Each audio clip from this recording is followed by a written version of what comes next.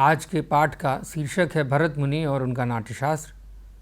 इस पाठ के अध्ययन के उपरांत आप आचार्य भरत मुनि का परिचय प्राप्त कर सकेंगे, नाट्यशास्त्र से सम्यक परिचय प्राप्त कर सकेंगे, नाट्यशास्त्र के रचनाक्रम से परिचित हो सकेंगे और नाट्यशास्त्र के अध्यायों की विषय वस्तु की जानकारी भी प्राप्त कर सकेंगे।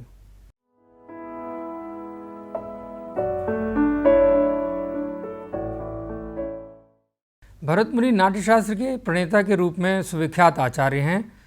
इनके द्वारा लिखित पुस्तक नाट्यशास्त्र ही भारतीय साहित्य शास्त्र का मूल आधार है।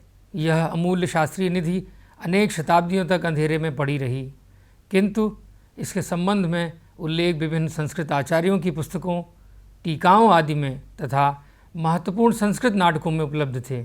उदाहरण के लिए आचार्य भट्टलोल्लट, भट्टशंकुक, भट्टनायक, आचार्य अभिनवगुप्त, कीर्तिधर आदि का नाम लिया जा सकता है। दुर्भाग्य से अभिनवगुप्त की टीका अभिनव भारती को छोड़कर अन्य आचार्यों की टीकाएं आज अनुपलब्ध हैं। अभिनव भारती से ये प्रमाण मिलता है कि भरत मुनि के नाट्यशास्त्र पर अपने समय के सभी महत्वपूर्ण आचार्यों ने विचार किया है।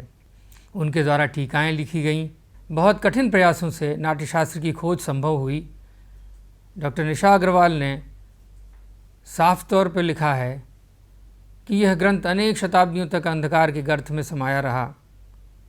संस्कृत नाटकों में तो इस ग्रंथ का उल्लेख बहुत पहले से ही मिलने लगता है, लेकिन इसकी एक भी प्रति कहीं से उपलब्ध न होने के कारण सन 1825 तक ऐसा विश्वास हो चला था कि यह रचना सदा के लिए लुप्त हो गई। अंततः कतिपय जर्मन, फ्रांसीसी एवं संस्कृत विद्वानों के कठिन परिश्रम से यह ग्रंथ प्रकाश में आया और इसके कई संपादित संस्करण निकले। स्पष्ट है कि नाट्यशास्त्र का मूल स्वरूप तय करना अत्यंत दुष्कर काम है, किंतु विद्वानों ने इस ग्रंथ की महिमा जानकर उसके उद्धार के लिए अपनी तरफ से सघन और कष्ट साध्य प्रयत्न किए। देश भर में बिखरी सामग्री एकत्र करके इसे संपादित किया गया। इस संदर्भ में एक महत्वपूर्ण नाम है स्वर्गीय एम रामकृष्ण कवि का, जिन्होंने दीर्घकालिक साधना करते हुए देश भर में उपलब्ध नाट्यशास्त्र की पांडुलिपियों को एकत्र करके और आचार्य अभिनवगुप्त की टीका का उपयोग करके एक प्रामाणिक पाठ तैयार किया। डॉक्टर ब्रजवल्लभ मिश्र ने अपनी पुस्तक में इस संबंध में स्पष्ट लिखा, जिससे ये पता चलता है कि नाट्यशास्त्र का उद्धार करना कितना श्रमसाध्य और कठिन कार्य था। उन्होंने लिखा है कि स्वर्गीय एम रामकृष्ण कवि ने देश भर में फैली नाट्यशास्त्र की समस्त पांडुलिपियों को सामने रखकर अभिनव भारती नामक टीका का सहारा लेकर 55 वर्ष तक कठोर परिश्रम किया और इसका सही पाठ तैयार किया। यह 5 भागों में प्राच्य विद्या संस्थान बड़ौदा से विभिन्न कालों में प्रकाशित हुआ। इस समय नाट्यशास्त्र का उससे अधिक सही और प्रामाणिक पाठ दूसरा कोई नहीं है। नाट्यशास्त्र की अकूत ज्ञान संपदा से प्रभावित होकर अन्य जगहों, प्रकाशनों से भी इस ग्रंथ के संपादित मूल पाठ प्रकाशित हुए हैं। इनमें निर्णय सागर प्रेस मुंबई और चौखंबा संस्कृत सीरीज बनारस आदि का नाम लिया जा सकता है, लेकिन शुद्ध और प्रामाणिक पाठ की दृष्टि से प्राच्य विद्या संस्थान बड़ौदा वाला पाठ ही श्रेष्ठ माना जाता है। नाट्यशास्त्र अद्भुत शास्त्रीय ग्रंथ है। इसमें सिर्फ काव्यशास्त्रीय विषयों की ही चर्चा नहीं है, अपितु यह मानव जीवन से जुड़े विभिन्न आवश्यक और महत्वपूर्ण विषयों का खजाना है। इसमें क्या है यह विचारणीय नहीं है, बल्कि यह विचारणीय है कि इसमें क्या नहीं है। आचार्य भरत मुनि ने स्वयं इस ग्रंथ के बारे में उल्लेख किया है, न तज्ज्ञानम न तत्शिल्पम न सा विद्या न सा कला नासो योगो न तत्कर्म नाट्यस्मिन् यन्य दृश्यते। अर्थात न ऐसा कोई ज्ञान है, न शिल्प है, न विद्या है, न ऐसी कोई कला है, न कोई योग है और न कोई कार्य ही है जो इस नाट्य में न देखा जाता हो। सब प्रकार के शास्त्र और सब प्रकार के कार्यों के इसमें दर्शन होते हैं। इससे यह अनुमान सहज ही किया जा सकता है कि नाट्यशास्त्र कोई सामान्य ग्रंथ नहीं है। यह एक अत्यंत वैज्ञानिक दृष्टि संपन्न ज्ञान संपदा है, जिससे भारतीय मेधा और चिंतन परंपरा का ज्ञान प्राप्त होता है। और यह ग्रंथ हमें यह आधार भी मुहैया कराता है कि हम चिंतन और ज्ञान के क्षेत्र में या शास्त्र और व्यवहार के क्षेत्र में स्वयं उत्पन्न की गई हीन ग्रंथि से उबर सकें और दुनिया को ये विश्वास दिला सकें कि भारत सपेरों, भिखमंगों और जीवन संग्राम से दूर भागने वाले उदासीन लोगों का देश नहीं है। यह जीवन को सुंदर और मूल्यवान मानने वालों का देश है।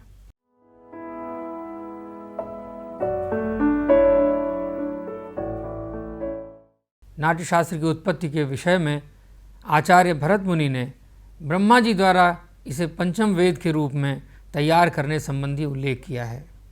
उनका कहना है, जग्राह पाठ्यम ऋग्वेदात् सामभ्यो गीतमेव च यजुर्वेदाभिनयान रसानाथर्वणादपि। श्लोक का अर्थ है कि ब्रह्मा जी ने ऋग्वेद से पाठ्य, सामवेद से गीत, यजुर्वेद से अभिनय तथा अथर्ववेद से रस लेकर नाट्य नामक पंचम वेद की रचना की। नाट्य के उद्भव पर आचार्य भरत मुनि ने जो उल्लेख किया है उससे यह ज्ञात होता है कि इसका दृष्टिकोण कितना उदार है। डॉक्टर निशा अग्रवाल ने अपनी पुस्तक में नाट्य की उत्पत्ति संबंधी कथा का उल्लेख इस प्रकार किया कि एक बार देवताओं ने ब्रह्मा जी से प्रार्थना की कि हम ऐसा मनोरंजन साधन चाहते हैं जिसे देखा भी जा सके और सुना भी, अतः ऐसे पांचवें वेद की रचना कीजिए जो सभी वर्णों के लिए हो। इससे ये पता चलता है कि ये वर्णों की लक्ष्मण रेखा से ऊपर है, इसीलिए इसे सार्ववर्णिक की संज्ञा दी गई है। आचार्य भरत मुनि ने नाट्य के प्रयोजन का उल्लेख करते हुए लिखा है, दुखार्तानां श्रमार्तानां शोकार्तानां तपस्विनां विश्रांति जननम काले नाट्यमेतद् भविष्यति। अर्थात नाट्य की रचना मेरे द्वारा इसलिए की गई है कि यह दुखियों, श्रम करके थके हुए और शोक से कष्ट पा रहे और तपस्वियों के हेतु विश्रांत प्रदायी साधन होगा। इस प्रकार नाट्यवेद की प्रयोजनीयता अत्यंत व्यापक है। यह दुख से अत्यधिक परेशान, अत्यंत परिश्रम करके थके हुए और मानसिक रूप से परेशान व सात्विक वृत्ति संपन्न तपस्वियों को मनोरंजन प्रदान करने हेतु और उनकी परेशानियों का परिहार करने के लिए तैयार किया गया है। नाट्यशास्त्र का एक नाम षट्साहस्त्री संहिता भी है, क्योंकि इसमें 6000 श्लोक हैं। कई जगह द्वादश शास्त्री संहिता का भी उल्लेख प्राप्त होता है, जिससे यह पता चलता है कि इस ग्रंथ में 12000 श्लोक रहे होंगे। आचार्य शारदा तनय वृद्ध भरत को इसका रचयिता मानते हैं और भरत को षट्साहस्त्री संहिता का कर्ता मानते हैं। इस संबंध में डॉक्टर ब्रजवल्लभ मिश्र ने विस्तार से प्रकाश डाला है। उनका कहना है कि शारदा तनयकृत भाव प्रकाश के 6वें अध्याय के 71वें श्लोक में कहा गया है कि भरत से पहले वृद्ध भरत थे। उन्होंने 12000 श्लोकों का नाट्य वेदांगम नामक ग्रंथ लिखा था। भरत ने 6000 श्लोकों में उसे संक्षिप्त कर नाट्यशास्त्र लिख डाला।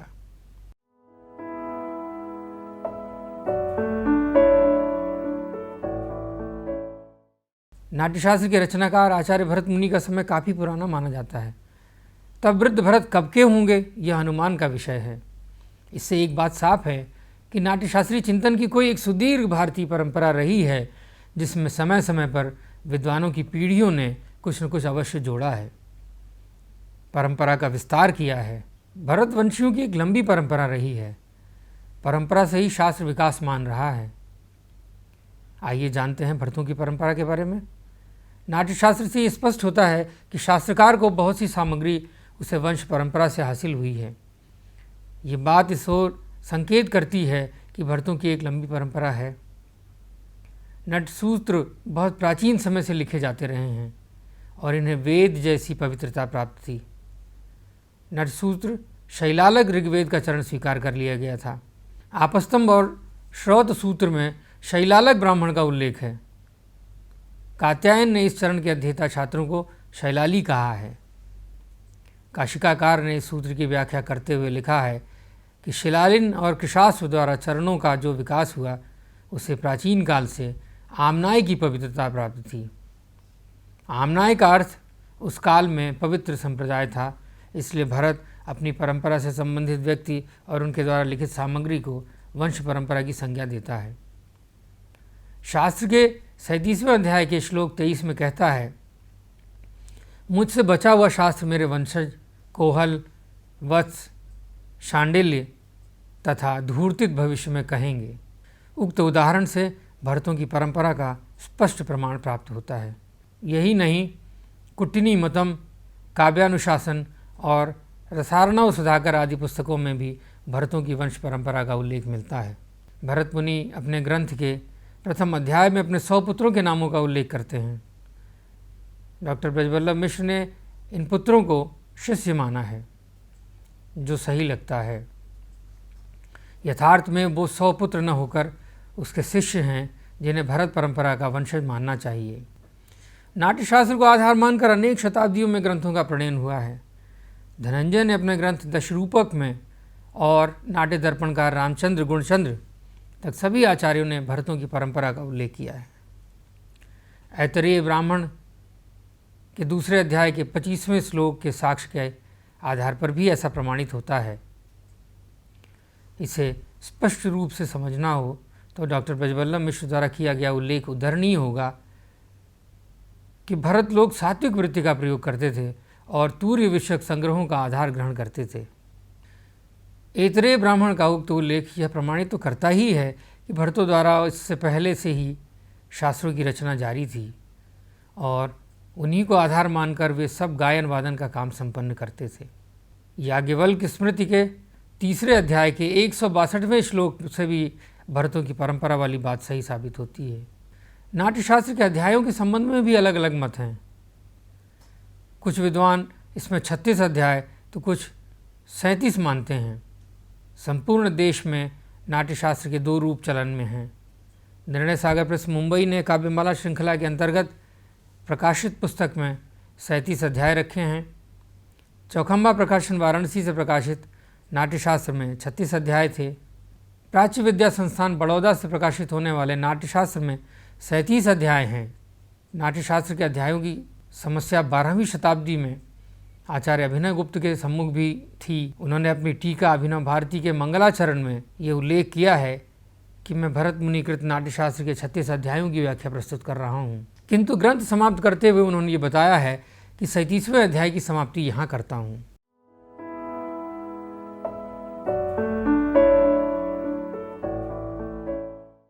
विद्वानों का ऐसा मानना है कि नाट्यशास्त्र किसी एक समय या एक ही व्यक्ति द्वारा नहीं लिखा गया है। समय समय पर प्रयोगशीलता के परिणाम स्वरूप नई नई बातें सामने आती रहीं और शास्त्र में सम्मिलित होती रही हैं। डॉक्टर ब्रजवल्लभ मिश्र ने इस संबंध में लिखा है कि लगता है इस ग्रंथ की रचना 3 चरणों में हुई है। पहले चरण में इसका गद्य भाग लिखा गया। कहीं कहीं गद्य इतने लंबे हैं कि उनका काव्य में परिवर्तन करना शायद किसी भी व्यक्ति को किसी भी काल में संभव नहीं हो सका, अतः गद्य के वे लंबे लंबे टुकड़े प्रारंभ से अब तक वैसे ही रहे हैं। दूसरे चरण में नाट्यशास्त्र का नाट्य संबंधी गद्य और पद्य मिश्रित आलेख और तीसरे चरण में ग्रंथ के प्रारंभ के 5 अध्याय और अंत के 2 अध्यायों की विषय वस्तु लिखी गई।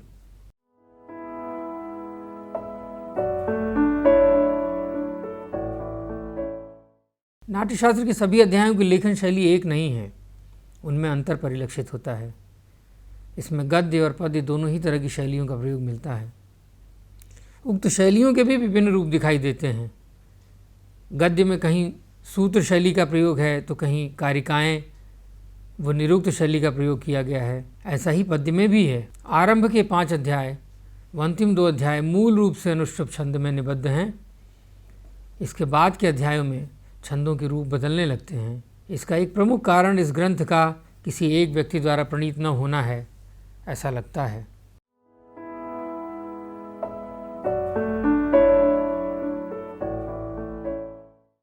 नाट्यशास्त्र का रचना काल ईसा के 300 साल पहले का नहीं मानने का एक पश्चिमी षड्यंत्र चलता रहा है, लेकिन यह इससे प्राचीन है, ऐसा निश्चय है। औपनिवेशिक दृष्टिकोण के कारण भारतीय ज्ञान संपदा को कम महत्व देने की परिपाटी चल पड़ी थी। प्रायः भारतीय विद्याओं, शास्त्रों और ग्रंथों को उनका श्रेय नहीं देने का षड्यंत्र चलता रहा है।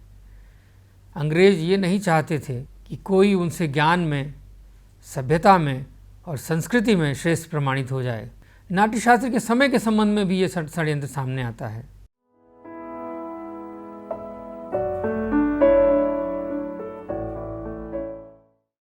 इसके पहले अध्याय के अंतर्गत आचार्य भरत मुनि ने मंगलाचरण के रूप में भगवान शिव को प्रणाम करते हुए नाट्यवेद की उत्पत्ति संबंधी ऋषियों की जिज्ञासा की चर्चा करते हुए उसका सम्यक समाधान किया है। समाधान के रूप में उन्होंने ब्रह्मा जी द्वारा चारों वेदों और चारों उपवेदों से सामग्री लेकर पंचम वेद के रूप में नाट्यवेद की रचना की बात कही है। आगे इसी अध्याय में भरत मुनि ने यह लिखा है कि मैंने अपने 100 पुत्रों को ब्रह्मा जी की आज्ञा के अनुसार शिक्षा प्रदान की है। इसमें स्त्रियों की कमी को देखते हुए ब्रह्मा जी ने 24 अप्सराएं दी। नारद मुनि द्वारा गांधर्व वेद की शिक्षा प्राप्त हुई। नृत्य की शिक्षा तंडु ने दी भगवान शिव के कहने पर। सभी देवी देवताओं के आशीर्वाद से नाट्यवेद यज्ञ और जप के समान प्रतिष्ठित हुआ।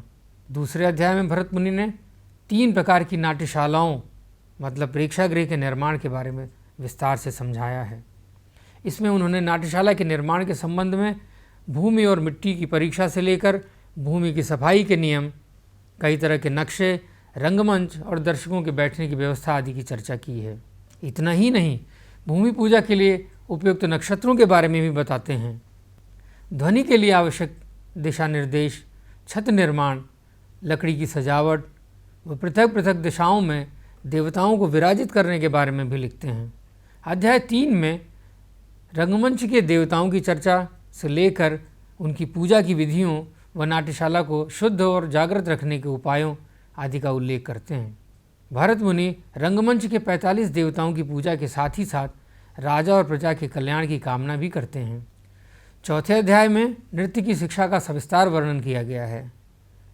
इसी अध्याय में ये उल्लेख आता है कि भगवान शिव ने तंडु से नृत्य की शिक्षा दिलाई। पश्चात आचार्य भरत ने इसे नाट्य में सम्मिलित कर लिया। 5वें अध्याय में पूर्व रंग संबंधी प्रकरण की चर्चा है, जिसमें नाटक के अभिनीत होने से पहले और नाटक के प्रारंभ से संबंधित क्रियाकलापों का उल्लेख किया गया है। 6ठे अध्याय में श्रृंगार, हास्य, करुण, रौद्र, वीर, भयानक, बीभत्स और अद्भुत रसों की विधिवत चर्चा की गई है। रसों के मनोवैज्ञानिक आधार पर भी प्रकाश डाला गया है। आचार्य भरत द्वारा इस अध्याय में रस, भाव व रसानुभूति की स्पष्ट चर्चा की गई है। 7वें अध्याय में उन्होंने भावों और उनके 5 प्रकारों की चर्चा की है। 8वां अध्याय अभिनय से संबंधित है और 9वां अध्याय हस्त मुद्राओं पर केंद्रित है। इसमें 64 तरह की हाथ की मुद्राओं के बारे में वर्णन किया गया है। 10वें अध्याय में आचार्य भरत ने चारियों के बारे में बताया है। इसमें 16 प्रकार की आकाशचारियों व 16 प्रकार की भूमिचारियों का विस्तार पूर्वक उल्लेख किया गया है। चारी मंच पर लय और ताल के साथ चलने की क्रिया का नाम है। इसी अध्याय में आचार्य भरत ने शस्त्रों को अभिनय द्वारा चलाने की विधियां बताई हैं। व्यायाम के नियम, आहार व निषेधों का भी जिक्र किया गया है। 11वें अध्याय में मंच पर घूमने व मंडलाकार प्रस्तुति के नियम समझाए गए हैं। 12वां अध्याय पात्रों के मंच प्रवेश की शिक्षा से संबंधित है। विभिन्न तरह की पृष्ठभूमियों वाले लोगों की चाल कैसी होगी, इस पर पर्याप्त प्रकाश डाला गया है। इसी अध्याय में विभिन्न लोगों के लिए बैठने की व्यवस्था की भी चर्चा की गई है। 13वां अध्याय कक्षा विभाग शीर्षक वाला है। इसमें विभिन्न कक्षों के नामकरण दिशाओं के आधार पर किए गए हैं। इतना ही नहीं, इसी अध्याय में आचार्य भरत ने अलग अलग भौगोलिक क्षेत्रों के निवासियों के रहन सहन, वेशभूषा, बोलचाल और स्वभाव का अभिनेता को ध्यान रखने का निर्देश दिया है। 14वें अध्याय में वागाभिनय का उल्लेख है। वागाभिनय का अर्थ है वाणी से अभिनय। और 15वां अध्याय 65 प्रकार के छंदों की चर्चा करता है और छंदों के रचना के नियम का विस्तार से उल्लेख करता है, उनके उदाहरण भी देता है। नाट्यशास्त्र का 16वां अध्याय काव्य लक्षण, अलंकार, काव्य दोष, काव्य गुण आदि पर केंद्रित है। 17वां अध्याय भाषा लक्षण शीर्षक से है। इसमें प्राकृत भाषा के लक्षणों की चर्चा के साथ ही साथ नाटक के चरित्रों की सामाजिक पृष्ठभूमि के अनुसार संस्कृत, प्राकृत आदि का व्यवहार सुझाया गया है। 18वां अध्याय दशरूप लक्षण है, जिसमें नाट्य प्रयोग की 23 शैलियों की चर्चा की गई है।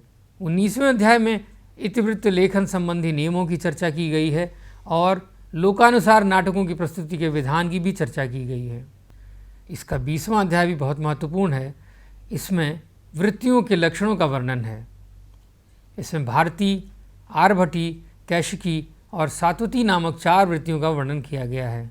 नाट्यशास्त्र के 21वें अध्याय में वेशभूषा, मुख सज्जा, मंच सज्जा, आहार्य, अभिनय की विधिवत चर्चा की गई है। 22वें अध्याय का नाम सामान्य अभिनय है। इसमें अभिनय से संबंधित पक्षों की बारीकियों पर चर्चा की गई है। 23वां अध्याय वैश्विक लक्षण शीर्षक वाला है। इसमें स्त्री पुरुष संबंधों पर प्रकाश डाला गया है। प्रकृति लक्षण नामक 24वां अध्याय मनुष्य की प्रकृति यथा उत्तम, मध्यम और अधम के लक्षणों की चर्चा की गई है और साथ ही पुंसत्वहीन व्यक्ति, वनवासियों और शिकारियों की प्रकृति की भी चर्चा की गई है। प्रकृति के अनुसार 4 प्रकार के नायकों के लक्षण, 4 प्रकार के विदूषकों के लक्षण भी उल्लिखित हैं। राजा, सचिव आदि पात्रों के लक्षण भी लिखे गए हैं। चित्राभिनय शीर्षक वाले 25वें अध्याय में आचार्य भरत ने अभिनय के प्रतीकों के विधान की सविस्तार चर्चा की है। प्रकृति लक्षण नाम का 26वां अध्याय है। इसमें अभिनेता की अभिनय प्रकृति का स्पष्ट उल्लेख किया गया है। अनुरूपा, विरूपा, रूपानुरूपा नाम की प्रकृतियों की चर्चा की गई है। 27वां अध्याय सिद्धि व्यंजक लक्षण है।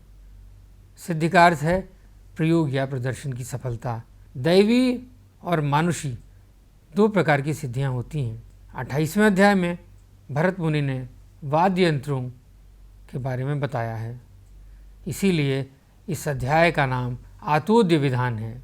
रस जाति लक्षण नामक 29वें अध्याय में रसानुकूल गांधर्व की जातियों का जिक्र किया गया है। नाट्यशास्त्र के समय तक संभवतः संगीत शब्द चलन में नहीं था, उसमें गांधर्व विद्या का इस्तेमाल किया गया है। 30वां अध्याय सुशिर लक्षण शीर्षक से है। इसमें श्वास से बजने वाले वाद्य यंत्रों के लक्षणों की चर्चा है। तालाध्याय नामक 31वें अध्याय में ताल और लय का संबंध समझाया गया। ध्रुवाध्याय 32वां अध्याय है। इसमें 110 प्रकार के ध्रुवा छंदों के नाम, रचना के नियम और उदाहरण दिए गए हैं। 33वां अध्याय अत्यंत संक्षिप्त है। इसमें गायक गायिकाओं, वाद्य वादकों के गुण दोषों की चर्चा की गई है। पुष्कराध्याय शीर्षक से 34वां अध्याय है, जिसमें चमड़े से निर्मित होने वाले वाद्य यंत्रों की उत्पत्ति के बारे में विस्तार से समझाया गया है। भूमिका विकल्पन 35वां अध्याय मंच पर सामने और पीछे से काम करने वाले 20 कर्मियों से संबंधित है। और नाट्यशाप नाम से 36वां अध्याय लिखा, जिसमें आचार्य भरत मुनि ने ऋषियों मुनियों के द्वारा उन्हें और उनके पुत्रों को शूद्र होने के शाप से संबंधित उल्लेख किया। इस अध्याय में भरत से नाट्यशास्त्र सुनने वाले ऋषियों के नामों का भी उल्लेख है। 37वां, जिसे हम अंतिम अध्याय मान सकते हैं, गुह्य तत्व कथन नाम से है, जिसमें आचार्य भरत उनके पुत्रों के शाप मुक्त होने, स्वर्ग जाने और कोहल आदि द्वारा उनके बाद इस शास्त्र का कथन करने संबंधी चर्चा है।